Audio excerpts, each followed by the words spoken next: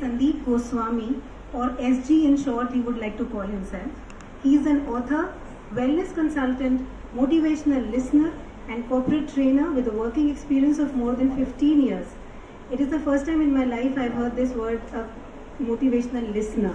Most of them are motivational speakers, so it's a good one.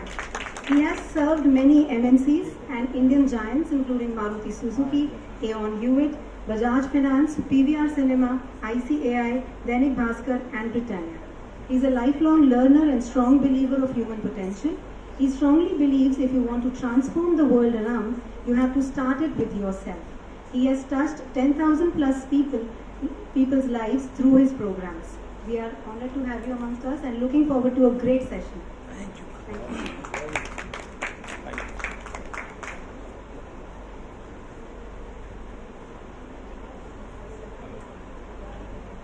Hello. Yes. Thank you, ma'am. Thank you so much. So, are we here? Am I audible? मुझे लग रहा है थोड़ा आवाज कम है. आवाज आ रहा है पीछे? हाँ? Can you hear me? Okay. Thank you so much, ma'am, and thank you so much, sir. Thank you so much, everyone. अभी मैं सुन रहा था यहाँ पे बैठा हुआ, तो मुझे बहुत अच्छा लगा. सतीश सर ने, रवि सर ने और पायल सर ने बहुत अच्छे से स्टेज को सेट कर दिया है कि हम थोड़ा सा इस जोन में आ जाएं कि आज हम कुछ एक्सपीरियंशियल कर सकें, है ना? तो आपको क्या लगता है, जैसे सर ने बताया, रवि सर ने, कि एक टीचर को जॉयफुल होना चाहिए और हैप्पी होना चाहिए. तो क्या हम लोग सेशन की शुरुआत थोड़ा सा जॉयफुल और हैप्पी होकर कर सकते हैं? कर सकते हैं? यस और नो? हेलो, यस और नो? तो एक बार खड़े हो जाएंगे. अभी बोलेंगे यार खड़े क्यों कर रहे हैं हमको? जॉयफुल और हैप्पी के लिए खड़े क्यों कर रहे हैं हमको? हाँ, ठीक है. थोड़ा सा हम लोग बचपन में जाके एक छोटा सा एक्टिविटी करते हैं, just 2 minutes. I want to volunteer here. आप में से कोई जाना चाहे तो I want to volunteer here. Yes ma'am, please.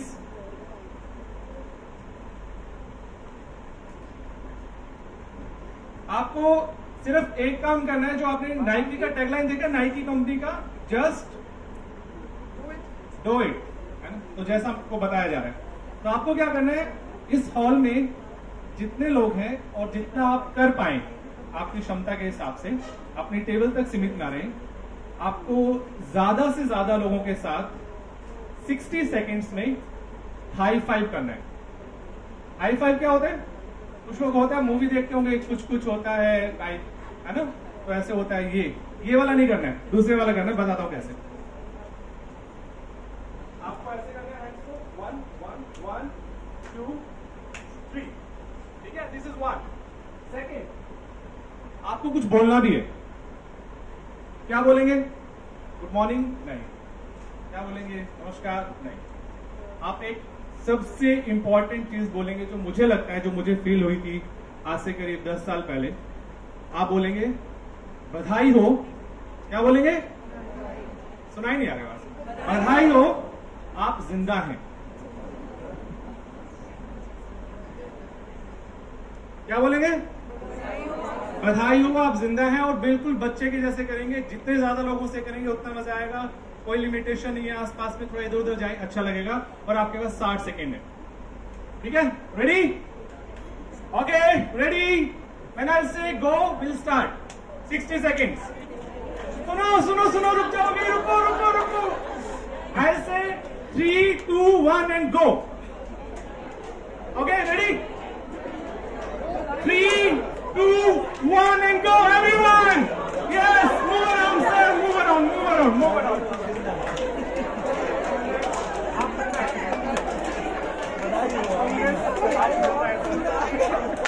Congrats, आप जिंदा है.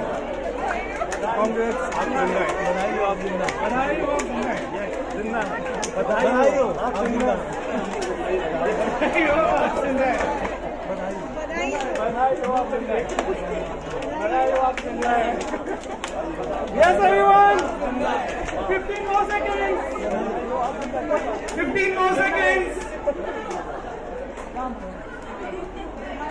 10, 9, 8, 7, 6, बधाई हो सर, आप 5, 4,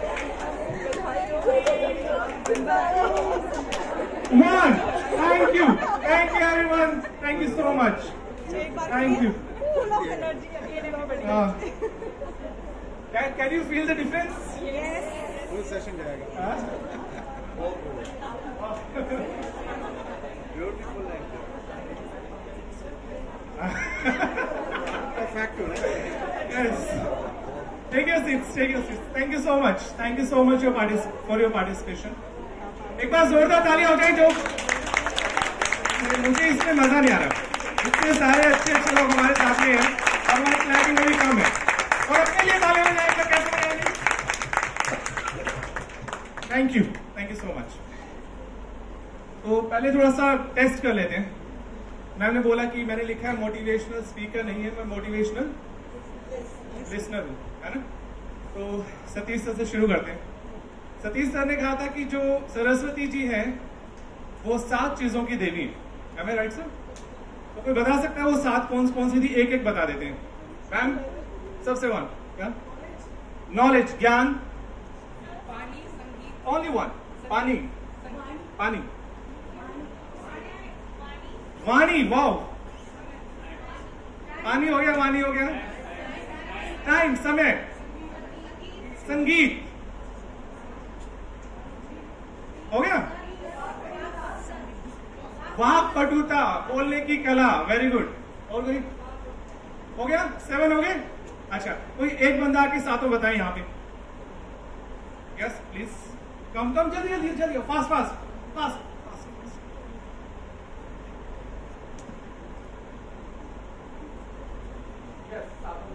good morning everyone. First of all जो 7 सर ने बताए थे, ज्ञान, समय, वाणी, वाक पटुता, संगीत and one more is there, शब्द. Thank you so much. Thank you. Wonderful. So, मेरी माता जी हमेशा बोलती थी, और आप में से मोस्ट ऑफ मेरी माता जी की उम्र के हैं यहाँ पे, और मुझे बहुत अच्छा लग रहा है क्योंकि एक और रीजन बताता हूँ ये बोलने का. दीदी बोल देता हूँ. मैं आपको एक और रीजन बताता हूँ. So she is no more and I really felt कि मैं ये बात उनके साथ कर पाता जो मैं अभी आपके साथ बात कर रहा हूँ. तो मुझे बहुत खुशी है कि मुझे मौका मिल रहा है आप इतनी सारी माताओं के साथ बात करने का. आप उम्र पे मत जाइएगा, भाव को समझिए, है ना. So I am really honoured for that. तो मेरी मम्मी हमेशा बोलती थी कि बेटा जग बीती नहीं, आप बीती बताओ. दुनिया में क्या चल रहा है, ये क्या हो रहा है, वो क्या हो रहा है, ऐसा क्या होना चाहिए, वैसा क्या होना चाहिए. बहुत सी बातें करने के लिए, और बहुत लोग करते हैं. बट अपने बारे में बताओ. आपने जो सीखा, आपने जो पढ़ा, आपके जो जीवन में काम आया, जिससे आपकी जिंदगी बेटर हो गई, जिससे आपको आनंद की प्राप्ति हुई, जैसे रवि सर ने बोला, आपको जॉय की प्राप्ति हुई, आपको हैप्पीनेस का गिफ्ट मिला, ऐसा कुछ बताओ. तो आपको क्या लगता है मुझे कौन सी बात करनी चाहिए? आप बीती बताऊं या जग बीती बताऊं? हाँ जी, आप बीती बताऊं. Okay, thank you so much. So when I started in school in 11th standard, I was reading in modern school. सुना है किसी ने? सेक्टर 17 में है मॉडर्न स्कूल. हाँ, कुछ लोग हैं वहां. ओके. तो जब मैं स्कूल में था वहां पर, उससे पहले मैं लंबी नहीं बता रहा, आपको छोटी सी कहानी बताऊंगा आपको. तो स्कूल में क्या होता है, आपके पास एक सब्जेक्ट्स होते हैं PCM, फिजिक्स, केमिस्ट्री और मैथ्स. मुझे उससे पहले लगने लगा था कि यार स्कूल में जो हम लोग पढ़ रहे हैं, नो डाउट इंपॉर्टेंट है, बट ये काफी नहीं है. और जो हमें जिंदगी में जानना है और जो सीखना है, वो ज्यादातर इसमें है नहीं. हमने क्या किया जाए? तो एक अंदर से आवाज आया सर कि भाई ये जो एजुकेशन है इसका क्या उद्देश्य है, ये जो लाइफ है इसका क्या पर्पस है. चलो इसके बारे में थोड़ा सा एक्सप्लोर कर दो. अब आप सोच के देखिए, 10th क्लास तक पढ़ने में बहुत अच्छा था, मैं बहुत ठीक ठाक था, और जब इस तरह के सवाल आते हैं तो you start looking for the answers. और आप किसी से जाके बात करो कि लाइफ का पर्पस क्या है, एजुकेशन का पर्पस क्या है, तो ज्यादातर आपको क्या फीडबैक मिलेगा? क्या फीडबैक मिलेगा? बेटा पढ़ ले, अभी इतना मत सोचे, अभी इतनी उम्र नहीं है तेरी, जस्ट कूल डाउन, अभी टाइम है, पहले जिंदगी जी ले, पढ़ाई वढ़ाई कर ले, नौकरी कर ले, शादी कर ले, बच्चे पैदा कर ले, फिर सोचने को टाइम मिलेगा। अभी तक तो चलने देना लाइफ जैसे है सामने से, लेकिन पता नहीं क्यों मुझे सेटिस्फेक्शन नहीं मिला। मुझे लग रहा था कि जो आवाज है ना ये अंदर से आ रही है और मैं इसको रोक नहीं पा रहा। घूमते फिरते गिरते पढ़ते I started with the books. कितने लोग एग्री करते हैं? सर ने बताया, जैसे अभी मैं सर से बात कर रहा था तो सर ने बताया कि जब ये पढ़ाई वढ़ाई कर रहे थे और इनको बीच में स्टक हुआ है तो इन्होंने भगवत गीता को पढ़ा लाइन टू लाइन। अब उस टाइम भगवत गीता तो इजिली एक्सेसिबल थी नहीं, और वो जो टीचिंग्स की बात करते हैं तो इतनी सारी कॉम्प्लिकेशंस आ जाती है कि लगता है भाई रहने दो। तो I started reading the personal development books, you can win, rich dad poor dad, the power of subconscious mind, और ऐसी दुनिया भर की, the secret, leadership, management, communication, you name it. And this journey went on around may be 10 years, और साथ साथ चीजें चल रहा था, जो भी सिचुएशंस थी लाइफ की, उतार चढ़ाव, एंड आई वाज एक्सप्लोरिंग। लेकिन मुझे सर शांति नहीं मिला। डोंट गेट मी रॉन्ग, शांति किसी का नाम नहीं है। कुछ लोग शांति को ढूंढ रहे हैं, नहीं, ये शांति किसी का नाम नहीं है। तो मुझे शांति नहीं मिली, मुझे अंदर में एक एहसास नहीं हुआ वो वाला जो होता चाहिए, जो लाइफ हम लोग बात करेंगे इस सेशन में। समथिंग इज मिसिंग, क्या करें? सो आज फॉर्चुनेटली मेरे साथ में मेरे एक मित्र हैं मिस्टर विशाल गुप्ता जी। इनके साथ मैंने सेशंस किए और उसमें मुझे समझ में आया कि व्हाट वाज मिसिंग देयर। उस पे मैं आज आपसे बात करने वाला हूं थोड़ा सा, अगर आप लोग परमिशन दे दो। परमिशन है सर? जब मैंने एक्सप्लोर करना शुरू किया, भगवत गीता में भी आप पढ़ेंगे, उपनिषद अगर आप थोड़ा सा एक्सप्लोर करना चाहें तो उसमें भी ये टीचिंग्स है। मैं आज सिर्फ आपसे 4 शब्दों पे अपनी अंडरस्टैंडिंग, अपना एक्सपीरियंस शेयर करना चाहता हूं। तो किसी ने पूछा, किसी शिष्य ने पूछा गुरु से कि sir what is the purpose of life? तो टीचर ने तो सिर्फ 4 शब्द दे दिए, और आपको काफी जगह मिलेंगे भी सही, लेकिन उनका जो मतलब है उनको आप कैसे समझते हैं और कैसे जीवन में उतारते हैं, मुझे लगता है कि अगर हम ये समझ जाएं तो एक बहुत बड़ा काम जो है वो हम लोग कर सकते हैं। तो the teacher said the purpose of life is this 4 words। तो बता सकते हैं क्या है? The purpose of life is this 4 words। ये 4 शब्दों को आप ठीक से सुन लें, इनको आप ठीक से समझ लें, इनको आप ठीक से जीवन में उतार लें, तो आपको पर्पस ऑफ लाइफ समझ में आ जाए।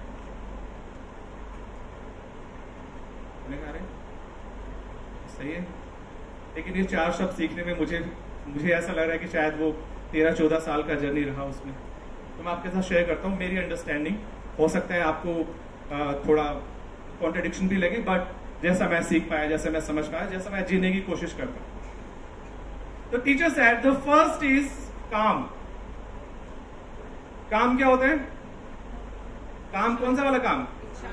इच्छाएं, कामनाएं, शरीर की जरूरतें, मन की इच्छाएं, यहां से होती है शुरुआत। जब बंदा इवॉल्व करता है तो उसको सबसे पहले क्या चाहिए होता है? वो अपनी जरूरतों को पूरी करना चाहता है, क्योंकि हम इस मेटलिस्टिक वर्ल्ड में रहते हैं। तो हमें क्या करना है? अपनी जरूरतों को पूरा करना है। शरीर की और थोड़ी मन की भी जरूरतें होती हैं। That is the beginning stage. अब इसमें जब तक हम सिर्फ इसी के अराउंड घूमते रहेंगे, हमारे लिए क्या होगा? जीवन का उद्देश्य खाओ पियो ऐश करो, नहाओ धो सो, मूवीज देखो, जो भी इंजॉयमेंट करने वाली चीजें हैं करो जीवन में। That's the life. Are you with me? क्या यही जिंदगी है? लेकिन इंपॉर्टेंट पार्ट है या नहीं है?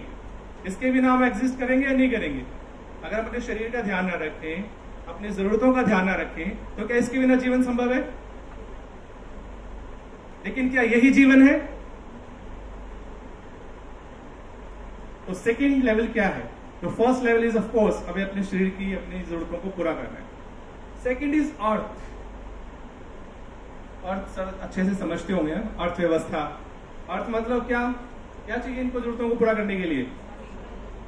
पैसा चाहिए। अब पैसा कहां से आए? तो जैसे भी आपको समझ में आए पैसा आए और उसके अपनी जरूरतें पूरी करो। अगर कोई व्यक्ति सिर्फ ये सोच के कि मुझे पैसा कमाना है और अपनी जरूरतें पूरी करनी है, अगर वो ऐसे जिंदगी जिएगा तो क्या होगा उसके साथ? मैं थोड़ा सा पार्टिसिपेशन चाहता हूं यहां से। जेल भी जा सकता है अगर सिर्फ इतना ही सोचे कि पैसा कमाना है। इट डजंट मैटर कि कहां से आए कैसे आए, पैसा होना चाहिए बस। क्या उसकी समाज में इज्जत होगी सिर्फ जो पैसे पे फोकस करते हैं? क्या वो खुद से अंदर से सेटिस्फाई होगा?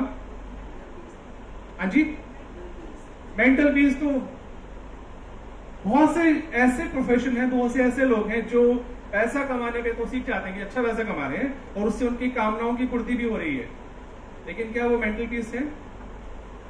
क्या जो अंदर की संतुष्टि चाहिए वो है? क्या जो वर्क में मीनिंग चाहिए, पर्पस चाहिए कि यस मैं जो काम कर रहा हूं इसमें मैं कनेक्टेड फील कर रहा हूं, जॉय कैसे आएगा? अगर आप अपने काम में इन्वॉल्व ही नहीं है तो जॉय कहां से आएगा भाई? आप सिर्फ एक काम सिर्फ इसीलिए कर रहे हैं कि आपको पैसा मिले, तो आपके पास कहां से जॉय होगा? और जो आपके सामने जिस काम को आप करके दे रहे हो उसके पास कहां से जॉय आएगा? Is it possible? बताइए, is it possible? You are doing something just for the money.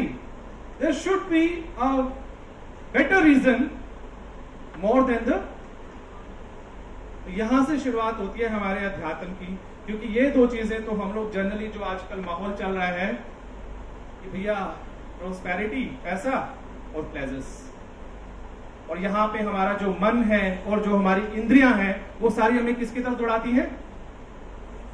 इसी की तरफ दौड़ाती है। पैसा चाहिए और प्लेजर्स हैं आपके पास में। लेकिन अगर हम इनके पीछे भागते हैं जैसा हमारा मन हमें चलाना चाहता है, जैसी हमें इंद्रियां हमें दौड़ाती हैं, तो क्या आपका जीवन में कुछ सुख, शांति, आनंद इस नाम की कोई चीज आएगी सर? यहां से शुरुआत होती है मेरी अंडरस्टैंडिंग की, जो मैंने यहां पे सीखा। तो हमारे यहाँ पे एक शब्द है सर जो बहुत चलता है, आपने भी काफी जगह सुना होगा, तो बता सकता है कौन सा शब्द है जो हमारे सनातन धर्म की नींव है? अगर मैं बोलूं तो हाँ जी, sorry, Om. Okay, satisfaction, righteousness. मैं पैक हो जाए मैम के लिए एक बार। अरे अच्छे से यार, ऐसे नहीं, ये देखो बड़ी ऐसे हल्की हल्की क्लैप से। Thank you ma'am. हमारे यहाँ पे एक शब्द है जो काफी जगह आपको पढ़ने को मिलेगा, काफी जगह सुनने को मिलेगा, वो है धर्मा। अब इस शब्द के भी बहुत सारे आपको अलग अलग मीनिंग मिलेंगे। मैं आपको एक उसका आसान सा अपना जो समझा हुआ मीनिंग है वो देने की कोशिश करता हूं। धर्म वो है जिसमें आपका भी कल्याण छुपा हुआ है और जिसमें सामने वाले का भी कल्याण छुपा हुआ है। मतलब जो काम आप करते हैं उसमें आपको मजा आता है, वो आपको अच्छा लगता है और सामने वाले को भी उसमें कुछ वैल्यू लगता है, उसका भी जीवन बेटर होता है, उसको भी अच्छी सर्विस मिलती है। इट डजंट मैटर वो क्या काम है। और अगर ये हो रहा है उस काम से, तो आप कौन से रास्ते पे हो? अभी धर्म पे बात करते हैं। धर्म के रास्ते पे हो आप। अब एक एग्जाम्पल देते हैं। एग्जाम्पल लेते हैं। टीचिंग तो हमारा बहुत नोबल प्रोफेशन है ही, ऑफ कोर्स। मैं आपसे एक और बात करता हूं। मान लीजिए कि एक व्यक्ति है जो कि जूते सिलने का काम करता है। क्या बोलते हैं उसको? मोची, कोबलर, ठीक है। वो काम सिर्फ इसीलिए कर रहा है, सबसे आसान रीजन क्या है कि उसको अपना पेट पालना है। तो अगर उसको सिर्फ अपना पेट पालना है और वो इसलिए कर रहा है कि बस उसको 2 पैसे मिल जाएं, तो उसके काम की क्वालिटी कैसी होगी? कैसा काम करके देगा वो? कि जस्ट मेरे को काम हो जाए, पैसे। और कई बार तो आदमी का इस लेवल पे काम करने का भी मन नहीं करता। वो क्या करेगा? अरे भैया मान के गुजारा हो जाए, काम सीखना पड़ेगा, करना पड़ेगा, इतना टेंशन नहीं लेने का। क्या हो जाए? ऐसी मांग थाम के ऐसे तैसे गुजारा हो जाए, तो वहां पर आदमी का काम करने का मन भी नहीं करता। अगर वो व्यक्ति ऐसा सोचता है कि यार मेरे को काम से कुछ पैसा कमाना है जिससे कि मेरा सर्वाइवल हो जाए, जिससे कि मैं अपना जीवन को ठीक तरीके से जी पाऊं, तो उस बंदे की जो वर्क की क्वालिटी है वो बेटर होगी, या वो बंदा जो अपने काम को पसंद करता है, अपने काम से प्यार करता है, उसकी ज्यादा बेटर होगी। सेकंड की और कोई इसमें कोई एक्सेप्शन है इसमें कोई, कि जो अपने काम को पसंद करता है, अपने काम से प्यार करता है, अपने काम के अंदर वो इन्वॉल्व होता है, अपने काम को वो बहुत अच्छे से और डेप्थ में जाता है, वर्सेस की जो सिर्फ अपना पेट पालने के लिए काम कर रहा है, तो किसका क्वालिटी सर्विस का बेटर होगा बताइए।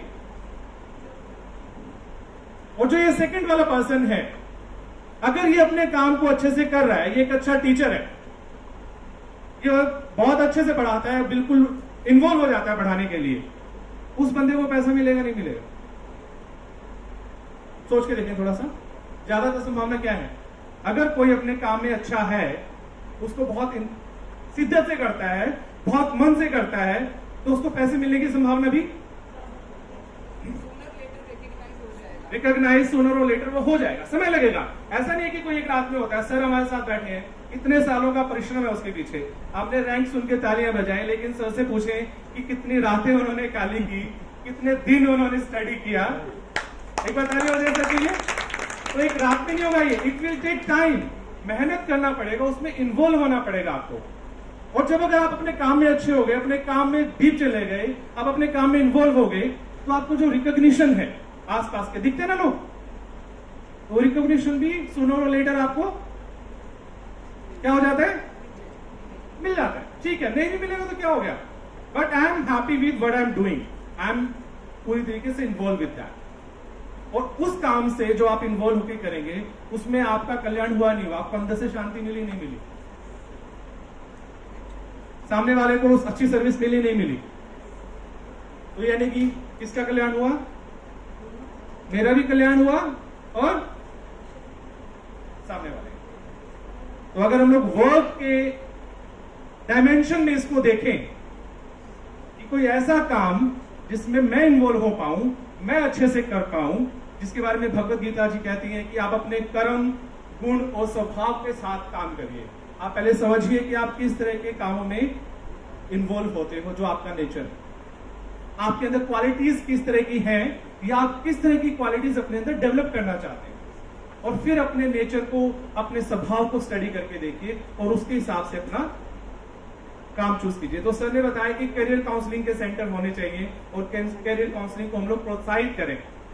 उसमें क्या करेंगे हम लोग? उसके अंदर हम यही कह सकते हैं ना कि भाई समझो थोड़ा सा, तुम्हारा किस चीज में इंटरेस्ट जा रहा है, तुम किस चीज को अच्छा कर सकते हो, तुम्हारे अंदर पोटेंशियल किस चीज का है, उसी को तो लेकर गाइड कर सकते हैं हम लोग। ये इसके अलावा कुछ हो सकता है? अपॉर्चुनिटीज तो आती रहती है, लेकिन हर फील्ड में अच्छे लोगों की डिमांड है या नहीं है? टीचर्स देख लीजिए आप, टीचर्स हैं, ये तो मुझे लग रहा है सबसे पुराना प्रोफेशन में से एक है, लेकिन क्या अच्छे टीचर्स की आज डिमांड है या नहीं है? हर जगह है। हर प्रिंसिपल को, हर बच्चे को एक अच्छा टीचर चाहिए कि जो इन्वॉल्व होकर अपने काम में पढ़ा सके और मजा आ जाए। जो वो पढ़ाने लगे तो उसको खुद भी मजा आ जाए और जो पढ़ने वाला है उसको भी।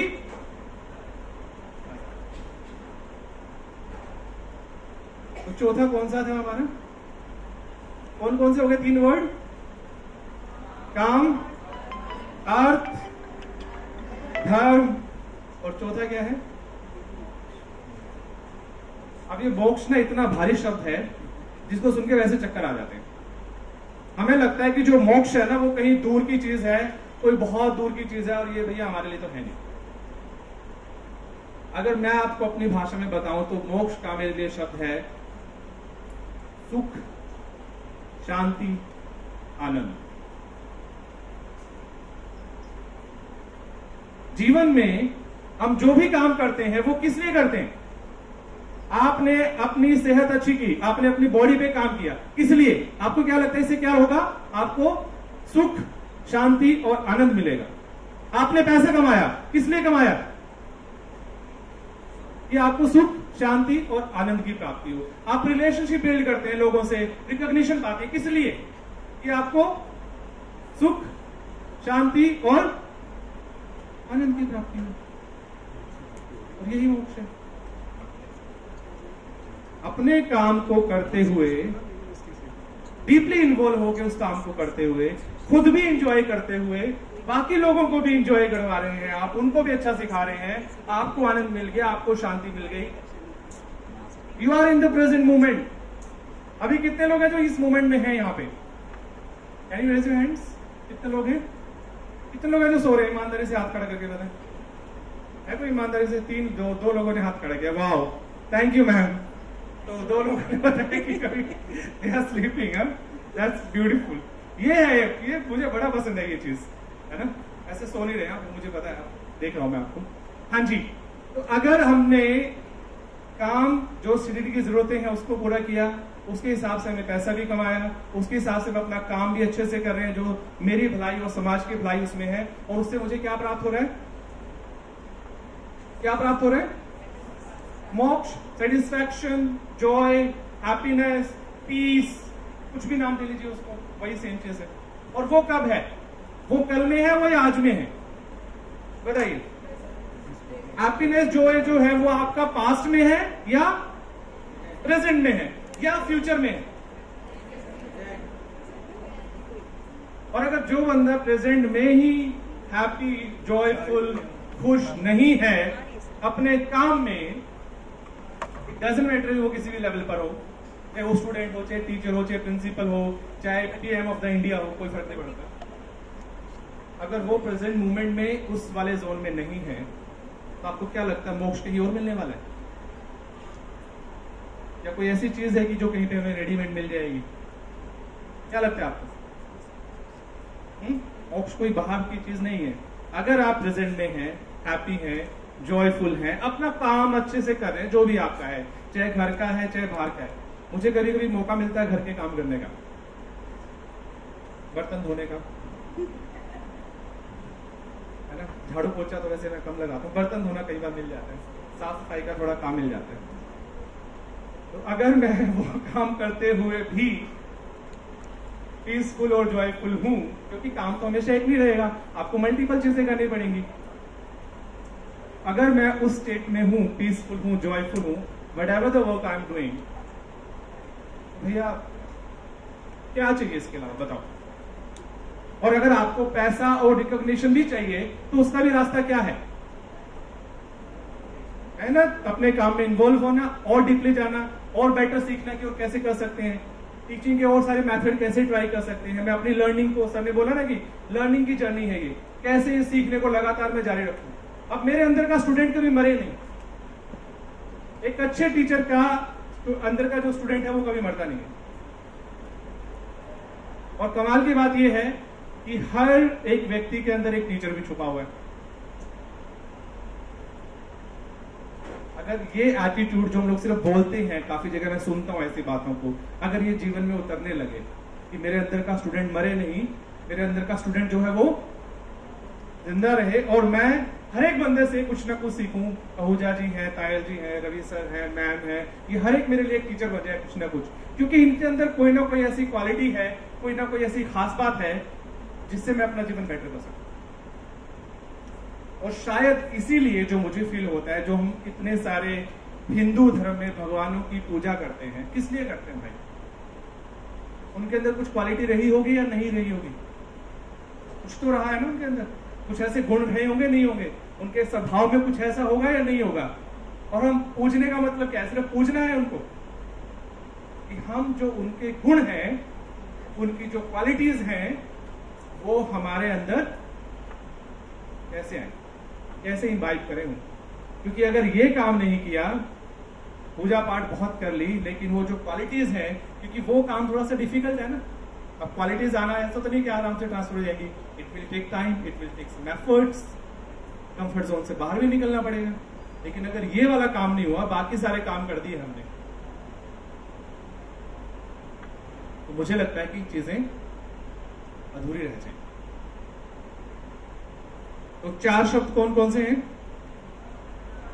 काम, अर्थ, धर्म। अब मेरा एक और सवाल है आपसे। अब सपोज कीजिए हम लोग सुनते आए हैं कि जो भारत है हमारा विश्व गुरु रहा है, हमने दुनिया को बहुत कुछ दिया है, ये सारी चीजें सुना आपने ऐसा? लेकिन क्या हम आज के टाइम में ऐसा आसपास देखते हैं तो रिलेट कर पाते हैं? रिलेट करना इतना आसान है क्या? बातें में तो बड़ा आसान है ये बोल देना, लेकिन आसपास जो हम जिंदगी जी रहे हैं, खुद भी जो जिंदगी जी रहे हैं, अपने आसपास जो जी रहे हैं, उसमें इसको रिलेट करना आसान है क्या? बोलना तो बड़ा आसान है कि हम विश्व गुरु थे, हम विश्व गुरु हैं, हम विश्व गुरु रहेंगे। लेकिन विश्व गुरु या अपने जब तक हमारा जीवन है उसके अंदर सुख, शांति और आनंद नाम की चीज नहीं है, आप अपने काम को अच्छे से नहीं कर रहे, आप अपने काम को ईमानदारी से नहीं कर रहे, अपने काम को आप मेहनत से नहीं कर रहे, what ever the work is,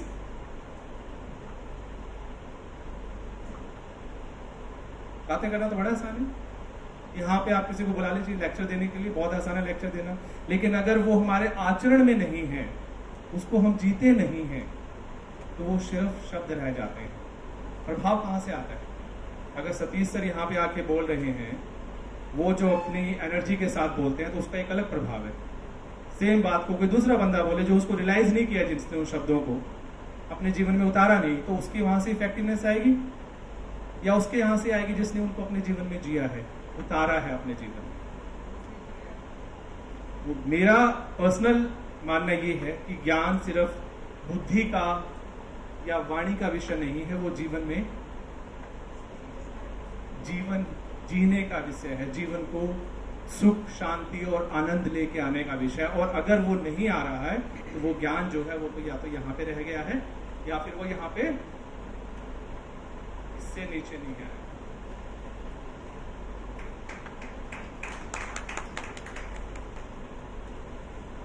और इसका जो सबसे बेस्ट एग्जाम्पल है, अभी मैं दैनिक भास्कर ग्रुप के साथ काम किया, तो वहाँ के जो डिप्टी मैनेजिंग डायरेक्टर है पवन सर, वो थे एक सेशन में, तो मैंने बोला कि हमारे जो सबसे पहले गुरु होते हैं, हम बात ही करते हैं, हमारी माता सबसे पहले हमारी गुरु होती है, उसके बाद पिता और उसके बाद गुरुजन। मैंने कहा सर, आपने ये महसूस किया है कि हम बच्चों को इतनी अच्छी अच्छी बातें पढ़ाते हैं, इतनी अच्छी अच्छी बातें सुनाते हैं, बट उनका जो आचरण है वो तो कुछ और ही होता है ज्यादातर केसेस में। मैंने कहा क्या रीजन हो सकता है? क्योंकि आप हो या मैं हूं, कोई फर्क नहीं पड़ता, आप मेरी जो बात है उस पे ज्यादा रिलाई करेंगे, उसको ज्यादा कॉपी करेंगे, या जो मैं जीवन में जी रहा हूं वो ज्यादा आपको इंस्पायर करेंगे। जो आपके आसपास लोग हैं, माता है, पिता है, गुरुजन है, अगर उनका आचरण अच्छा है, वो अपने जीवन में उतारते हैं कोई भी चीज, आप ईमानदारी की ले लो, सत्य की बात कर लो, आईसीएससी का जो मोटो सॉन्ग था उसमें था एक सत्यम वदम धर्मम चरण, धर्म आचरण करने की चीज है जहां तक मैं समझता हूं, और सत्य बोलने की चीज है। और अगर हमारे जीवन में इसका आचरण नहीं है, सत्य का, धर्म का, और हम एक्सपेक्ट करते हैं कि दूसरे को पढ़ा के, दूसरे को सिखा के उसके जीवन में आ जाएगा, इज इट पॉसिबल? क्या लगता है आपको? मुझे तो समझ में नहीं आता, मुझे तो नहीं लगता कि पॉसिबल हो पाएगा। अगर हमारे जीवन में वो चीज नहीं उतरी, हमने अपने जीवन में उसको आचरण में नहीं उतारा, हम सोचे कि हम पढ़ा के, सिखा के, अच्छी अच्छी बातें करके उसके जीवन में उतर जाएगी, तो मुझे पर्सनली बहुत मुश्किल टास्क लगता है। और मैंने पिछले अपने 18 साल के करियर में ये काफी जगह देखा भी। इवन कॉर्पोरेट्स में जाते हैं, लीडर्स बहुत अच्छी अच्छी बातें करते हैं स्टेज के ऊपर, but when it comes to the direct seeing that person, वो लगता है अरे भाई ये बातें करता है भाई, बाकी तो इसकी हालत बहुत खराब है। तो ऐसे बंदे कि आपको लगता है कि उसको फॉलो करेंगे, उससे इन्फ्लुएंस होंगे, या वो उनको बेटर कर पाएगा। वी नीड एग्जाम्पल्स, और मुझे लगता है कि आप सबसे अच्छे एग्जाम्पल्स हैं अपने। आप में से कितने लोग हैं जो शादीशुदा हैं?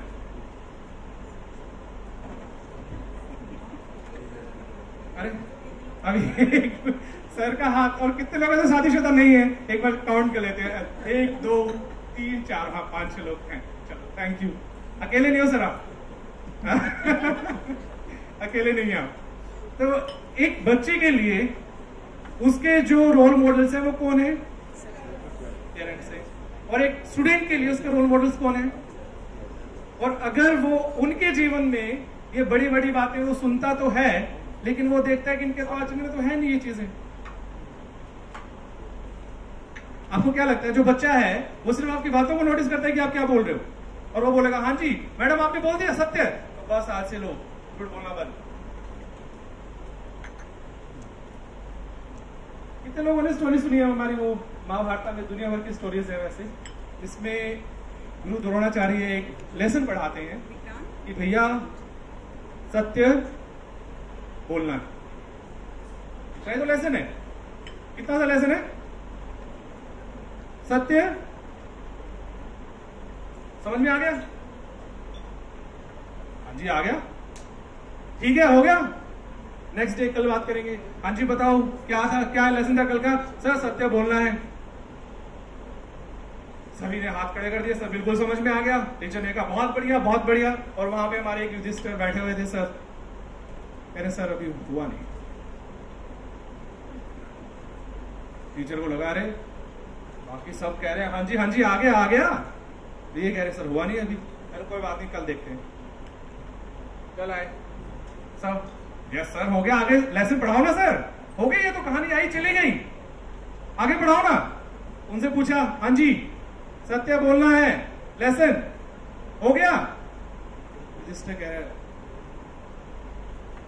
नहीं सर अभी बोला। आपको क्या लग रहा है, वो उसके जो टीचर हैं द्रोणाचार्य जी हैं, उनके मन में क्या चल रहा होगा, उसके आसपास के बच्चों में क्या चल रहा है? इसको इतनी समझ में नहीं आई अभी तक, इतना डम है ये।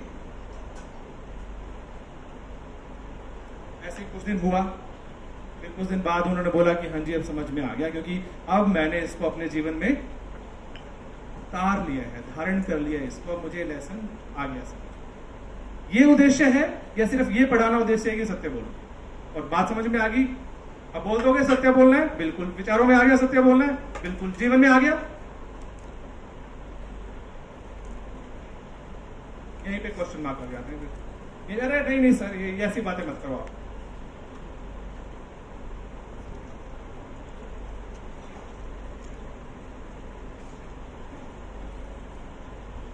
मुझे पर्सनली ये लगता है जितनी भी अच्छी बातें हैं, जो भी आप धर्म का पालन करते हैं, जो भी महापुरुषों ने कोई भी आप ग्रंथ पढ़े, वो यही बताते हैं कि आप अपने जीवन को बेटर कैसे कर सकते हो, बेहतरीन जीवन कैसे जी सकते हो। और उसके लिए ये जो सर्टेन चीजें हैं जो हम लोग जनरली उम्मीद करते हैं कि सामने वाला करे,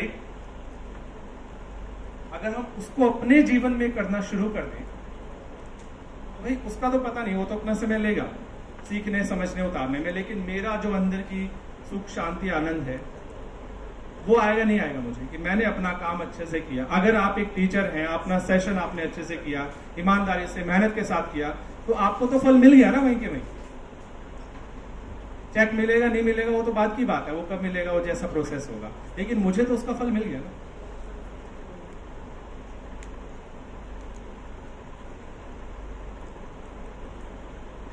कई लोग बोलते हैं सर भगवत गीता में लिखा हुआ है कर्म करो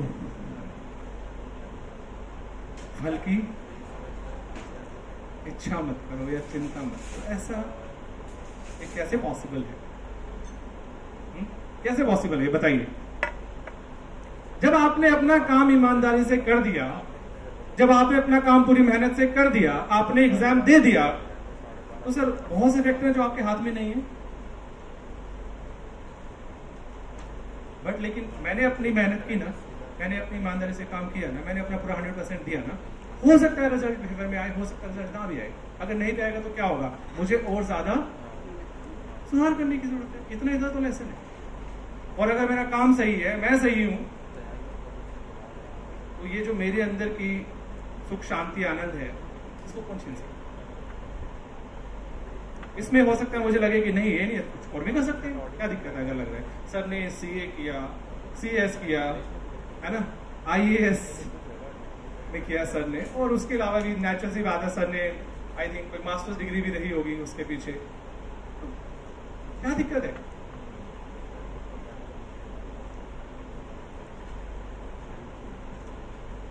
मेरा आपसे आज इतना सा ही गुजारिश है कि अगर हम जीवन में इन 4 शब्दों को ठीक ठाक से समझ के उतार लें, चाहे हम काम करना पड़ेगा, हमें खाना पड़ेगा ना। अभी आ गया ना ये बिस्किट्स हैं, ये किस लिए है? ये भैया जरूरत है शरीर को खाने की पीने की, लेकिन क्या ये बिस्किट्स की जिंदगी है? बिस्किट्स खाने के लिए पैसे भी कमाने पड़ेंगे, और पैसा कमाने के लिए काम भी अच्छे से करना पड़ेगा, और अगर हमने काम अच्छे से किया तो बाहर भी आपको रिजल्ट जब मिलेगा, आपको अंदर उसका रिजल्ट पहले से ही मिल जाता है, साथ ही साथ मिल जाता है। उसके लिए आपको वेट करने की जरूरत नहीं है, अब आपको तो फल मिल गया। बाहर वाला चाहे कितने देर में मिले फल, उसका ना भी मिले तो कोई ऐसी दिक्कत नहीं है। You are with yourself. तो मेरा इतना ही कहना है। अगर आप कुछ पूछना चाहें, मेरी दिली तमन्ना है वैसे कि हम लोग भगवत गीता पे कुछ टीचिंग्स जो है, जैसे मैंने आपको ये बताया, इस तरह की टीचिंग्स हम लोग अलग अलग स्कूल कॉलेजेस में इंटरेक्शंस के थ्रू करें। और हमारा एक फाउंडेशन है, सोच खोलो फाउंडेशन, उसमें हम लोग चाहते हैं कि इस तरह की डिस्कशंस को हम लोग टीचर्स के साथ, स्टूडेंट्स के साथ करें, और उसको आज के समय के हिसाब से करें। नॉट जस्ट कि हमें इन श्लोकों को रटना है, नॉट जस्ट कि हमें ये चीजें इस तरीके से पढ़नी है, हमें नए तरीके की, नए मेथड्स की जरूरत है बातचीत करने के लिए। तो अगर आपको कुछ इसमें से रिलेवेंट लगता है, आप चाहते हैं कि हम आपके यहाँ पे आके बात करें आधे घंटा, 1 घंटा, और भी आगे सेशंस का पॉसिबिलिटीज है, तो आप हमें इनवाइट कर सकते हैं। बाकी मैं चाहूंगा कि आप कुछ सवाल पूछें ताकि मुझे समझ में आए कि आपको कुछ समझ में आए। हाँ जी, मैं अगर आपसे पूछूं कि कोई एक टेक अवे जो मैंने बात बोली इतनी सारी, I can also speak for half an hour, no issues, but मैं चाह रहा हूं कि हमने उसको कितना ग्रैब किया, हम उसको कितना रिलेट कर पाए।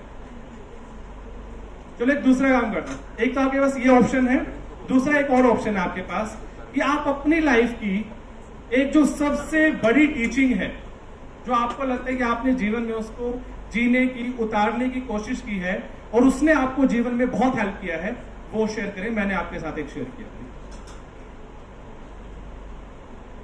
Is it okay? क्योंकि मुझे ऐसा लगता है कि आप लोगों ने जो अनुभव है आपका, जो आप जी रहे हैं जीवन में, उसको शेयर करना भी चाहिए हमें आपसे। तो I invite you and thank you so much for listening. अब मेरा लिसनिंग का टाइम है आप लोगों को। I would invite 1 by 1, 1 or 2 minutes में मैम आप लोग, मुझे चाहते हो कम से कम 10-15 लोग तो शेयर करें अपनी, जस्ट इन 1 minute आपकी जो टीचिंग है। मैम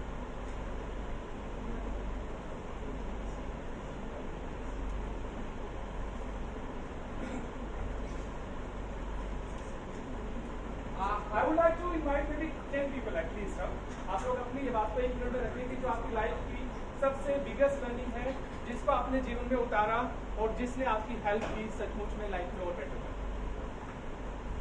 नमस्कार, मैं संदीप कौर, और मैं शायद कुछ नया नहीं कहूँगी। मेरे से पहले जो स्पीकर्स बोल के गए हैं, कुछ मैं शब्द उन्हीं से ही उधार लूँगी, बोरो करूँगी।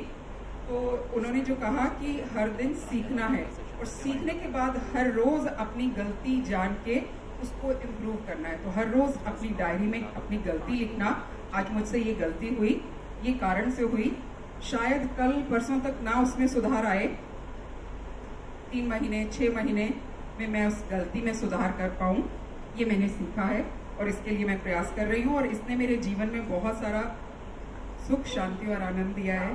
धन्यवाद। Thank you, ma'am. I'm getting my Zoda Talene. Thank you so much. Yes, I invite 3-4 more people. Yes, ma'am. Yes.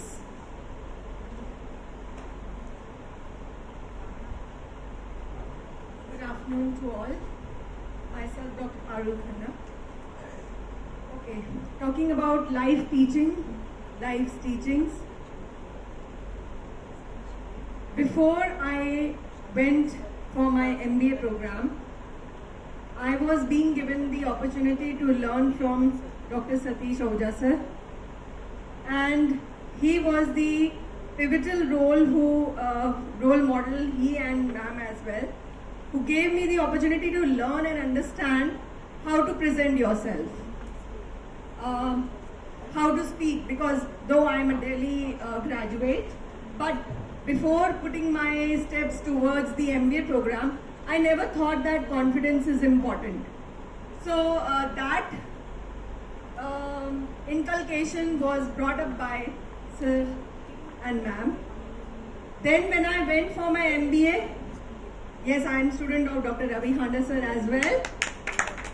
That was my changing moment. That institution gave me all the strength to prove me as a best student. I learned a lot while my journey at IMT. Also mentioning Sahu sir's contribution now, who is in IIM's Lucknow. So he also taught us, and we learned a lot. Then after working at DAV Centenary again, I came back to DAV Centenary Ahuja sir, started my career from there. Learned one thing: do all the work by yourself. If you prepare any file, whether the work is small or big, do it. So don't think, अरे मुझे काम दे दिया, दूसरे को नहीं दिया, सारा time मैं ही काम करती रहूं. No. This has to be there. Until and unless our new generation, the teaching generation, understands that till the time you do step 1, you cannot reach the 10th step. So do the work that is being assigned. Every day is a learning. I agree with ma'am as well. Director sir के पास मैं और 8-9 साल के बाद आई. 6 साल DAV में काम करके, 3 years मानव रचना में वर्क करके, उसके बाद डायरेक्टर सर ने मुझे इनवाइट किया to be a faculty at IMT. And again that was a 360-degree changeover for me. Why I grew, why I was just a senior lecturer at Manav Rachna, and now I am vice principal of IMT. Why this development? Because always sir has motivated me and told me, just karte jao apna kaam, do your work, do it. That is most important. So, but at the same time, virtues and values have to be maintained. We cannot ignore our values. And the COVID period, I think you all will agree that that was the time in 2000 when we all had to be tech savvy, right? I don't think that many of us were aware of Moodle or Google Classroom or PowerPoint presentation. If there were PowerPoint presentation, how to connect. So at the same time, another teaching that I would like to over here mention: keep on learning, develop your skills, never stop. I never stop. I keep on learning every day. Thank you. Thank you so much. Thank you so much. I invite one to be from last year. From last year. Anyone please? Just share your one learning here. Anybody from here? Have you opened it? Please. इसके बाद last chance है. Good afternoon to all esteemed faculties present here. Myself Chetna Virmani, and the teaching which I feel that which gave me immense confidence and help is never give up attitude. Sometimes on many occasions we feel that okay, this is not my cup of tea, or I cannot do that, but with consistent efforts everything is possible. All those who have achieved in the past are also humans. They also have a 24 hours. So why not us? Thank you so much. Thank you. Yes, ma'am, please. Yes, please. सबसे पहले तो we all should clap for his wonderful lecture. इतनी young age में इतनी knowledge और इस तरह से presentation देनी, wonderful. I really appreciate it. आपने सत्या के ऊपर बहुत अच्छा लेक्चर दिया और ये सच्चाई है. जो भी लोग गीता पढ़ते हैं और यही कहा जाता है कि सत्या बोलना है, सत्या करना है, इस लाइक. और कृष्ण को कोर्ट में भी उसकी भगवत गीता को ऊपर हाथ रखा जाता है. वैसे आप किसी रिलीजन को भी रख सकते हैं. मेरा सवाल यह है कि अगर वो सत्या इतना ही इंपॉर्टेंट था तो सत्यवादी राजा हरिश्चंद्र ने भी यही पाठ पढ़ाया था. राम के भाई भरत ने 14 साल सत्या का पाठ पढ़ाया था. ठीक है. और विक्रमादित्य आज भी अगर आप कम्युनिस्ट पार्टी का देखें तो उनका एक ही स्लोगन है कि दुनिया की महंगाई को दूर करने वाला राजा वीर विक्रमादित्य. मैं ऐसे 50 नाम गिना सकता हूं. सम्राट अशोक, इन सब को छोड़ के, इन सब की फिलॉसफी, सत्यम भवंतु की फिलॉसफी को छोड़ के हम फिर हमेशा यूं क्यों कहते हैं कि राम राज होना चाहिए? इसका क्या कारण? राम राज्य में सत्य नहीं था या था? तो आप ये बताएं कि फिर इस चीज की इंपॉर्टेंस क्यों है?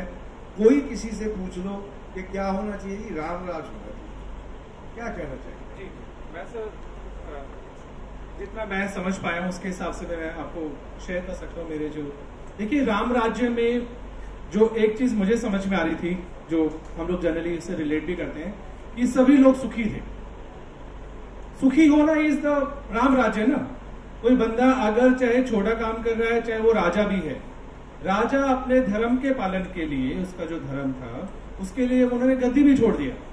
और एक बंदा चाहे वो छोटे से छोटा काम कर रहा है, अपना काम पूरी ईमानदारी और मेहनत के साथ कर रहा है, और जो ये चीजें कर रहा है, अपने काम को ईमानदारी और मेहनत के साथ में कर रहा है, अपने धर्म का पालन कर रहा है, तो वहां पे सभी लोग सुखी होने की बात करते हैं कि सभी लोग सुखी थे वहां। यही इसी का मतलब है ना। ऐसा कोई राम राज्य आप सुनते हैं कि जहां पे लोग सुखी नहीं थे? और सुख का डेफिनेशन क्या है? मैं आपसे पूछता हूं, चलिए सुख का डेफिनेशन क्या है, बताएंगे आप? कंटेंटमेंट। Contentment is one. और जो कर करके अच्छा लगे। ओके, और बताएं। डिफरेंट टू एवरीबॉडी, बट मैं अपना इसमें एक इंटेक आपको अपनी अंडरस्टैंडिंग शेयर करना चाहता हूं। सुख का मतलब ये है कि मैंने अपनी मेहनत से, अपनी ईमानदारी से जो कार्य करके मुझे जो प्राप्त हुआ, फल रूप में जो भी मैंने कमाया, उसको मैंने आनंद पूर्वक, उसको अपनी प्रारंभ सुना होगा आपने, प्रारंभ समझ के कि जितना मुझे मिलना था इस टाइम पे, उसको मैं एंजॉय पूर्वक अपना जीवन व्यतीत कर। वो कभी कम भी हो सकता है, वो कभी ज्यादा भी हो सकता है, और वो कभी हो सकता है कि ना भी हो। आउटपुट जो है, सुखी होने का मंत्र क्या है? अगर आप खुद सोच के देखें, आउटपुट क्या आपके हाथ में है? क्या नहीं है। आपके हाथ में कर्म है। उसके बाद आपको जो मिल रहा है, जितना आपको प्राप्त हुआ, अपने काम को अच्छे से करते हुए उसमें आपने आनंद पूर्वक जीना सीख लिया है। ये है मेरे हिसाब से सुख का सर मंत्र। सत्य जो मैंने आपसे बात करी, सत्य को लेकर जो मेरी अंदर से मुझे आता है, तो मैं वहां पे जो सबसे ज्यादा रिलेट करता हूं, वो करता हूं सत्यम शिवम सुंदरम। ठीक है, सत्य भी एक होता है द ट्रूथ। द ट्रूथ का मतलब क्या है? जिसको हम लोग शब्द बोल देते हैं, परमात्मा, आत्मा, आपके अंदर ही वो स्रोत है। लेकिन ये रियलाइज करने की चीज है, ये बताने के लिए ठीक है, आप इसको मार्गदर्शन दे सकते हैं, किसी को प्रेरणा दे सकते हैं, लेकिन अगर आपने उसको अपने अंदर ही नहीं पाया है, तो फिर वो सत्य, तो फिर बाकी तो सारे सेकेंडरी सत्य हैं, सब्जेक्टिव भी हैं। हो सकता है कि उसको हम लोग स्पेस, टाइम या सिचुएशन के हिसाब से भी देखें कि हमें उसको कैसे बोलना है या नहीं भी बोलना है, चुप भी रहना हो सकता है, वो सब्जेक्टिव है, वो बात की बात है। लेकिन अगर हमने अपने सत्य को, जो हमारे अंदर है, जिससे हमारा जीवन चलता है, जिसको हम लोग कॉन्शियसनेस कह देते हैं, जिसको हम अपने अंदर भगवान कह देते हैं, अगर हमने उस सत्य को नहीं जाना, तो बाकी सत्य जो है हमें बहुत भारी लगेंगे। बाकी चीजें हमें लगेगा कि यार ये सब पता नहीं क्या हो जाएगा। वो जीवन में जो वैल्यूज है ना, वो अंदर से आएंगी। एक होता है जबरदस्ती थोपना अपने ऊपर वैल्यूज को, आनी नहीं है वो, लेकिन वो आपके अंदर से ही, जैसे आपकी चेतना का विकास होगा, जैसे आप जीवन में असली सुख, असली आनंद को समझेंगे, तो फिर ये बाहर की चीजें बहुत ज्यादा इतना मैटर नहीं करेंगी जितना हम लोग इसके पीछे पड़े रहते हैं। क्योंकि इनके अंदर जो सुख और शांति और आनंद है, वो बहुत मोमेंटरी है। ये बिस्किट खाएंगे ना, मैं देख रहा था अभी काफी देर से, अभी बिस्किट खाएं, अब इस बिस्किट में आनंद है या नहीं है? बर्बन का बिस्किट है भाई, काजू कतली भी हो सकती है। अब एक खाएं आनंद आएगा, 2 खाएं, 3 खाएं, 4 खाएं, 50 खिला दो आपको, तो क्या होगा आपके साथ? बताओ क्या होगा? आप इसको देख के ना आपका दिमाग में चक्कर आने लग जाएंगे, आपको कहीं देख लोगे तो आप।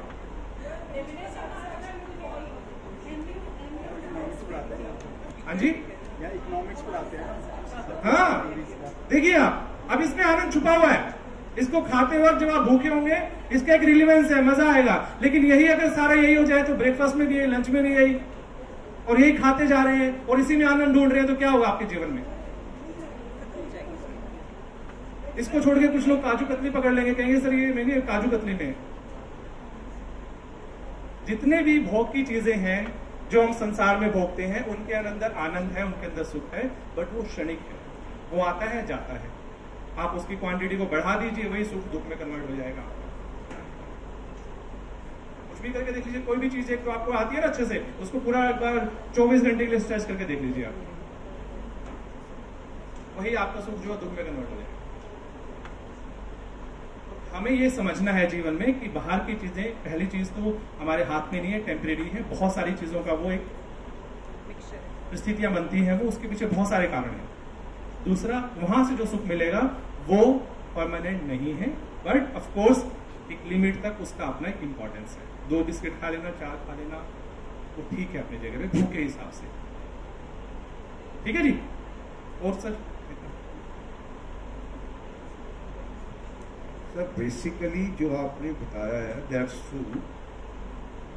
हम जो रामराज की बात करते हैं और सत्या की बात करते हैं, अगर सत्या किसी पे थोपा जाए और ये बार बार कहा जाए मैं सत्या हूं, आपको सत्या पे चलना है, तो वो हम किसी एक फोर्स को एनफोर्स कर रहे हैं, है नहीं वो जी। हम कहते हैं ना सबको सत्या बोलना चाहिए, सर मतलब हम मानते हैं सत्या नहीं है और हमें बोलना चाहिए।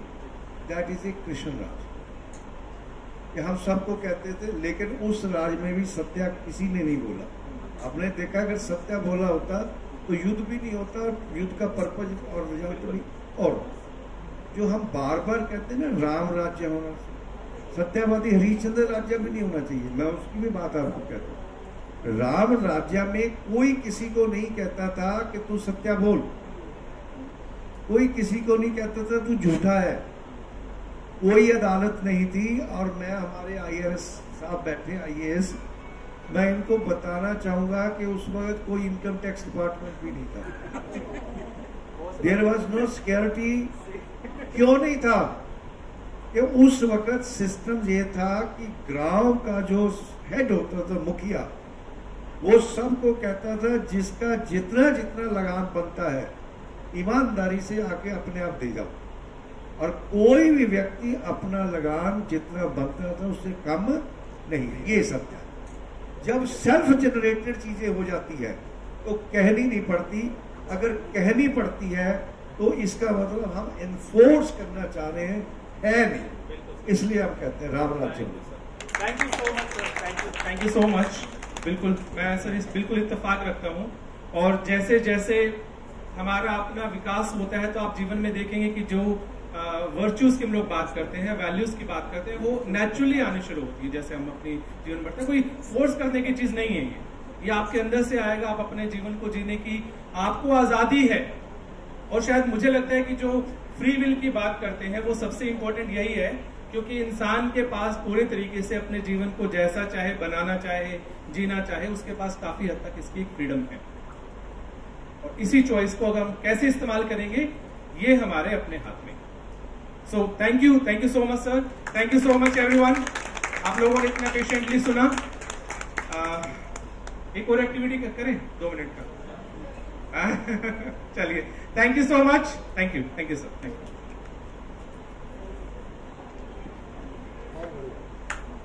Thank you so much, sir. A huge round of applause from the audience for him. It was a great session. And now again.